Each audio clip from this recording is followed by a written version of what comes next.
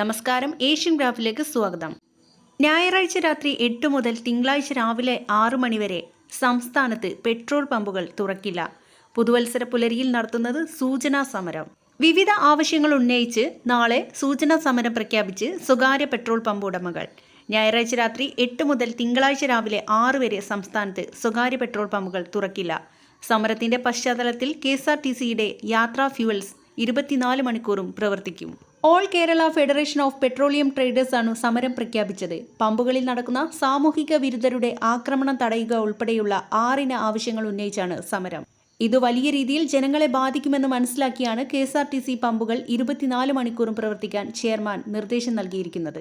14 ഔട്ട്ലെറ്റുകളും നാളെ തുറന്നു പ്രവർത്തിക്കും. ഈസ്റ്റ് ഫോർട്ട്, വികാസ് ഭവൻ, കിളിമാനൂർ, ചടയമംഗലം, പൊൻകുന്നം, ചേർത്തല, മാവേലിക്കര, മൂന്നാർ, മൂവാറ്റുപുഴ, പറവൂർ, ചാലക്കുടി, തൃശൂർ, ഗുരുവായൂർ, കോഴിക്കോട് എന്നീ ഔട്ട്ലെറ്റുകളുടെ സേവനമാണ് 24 മണിക്കൂറും ലഭ്യമാകുകയെന്ന് KSRTC അറിയിച്ചു.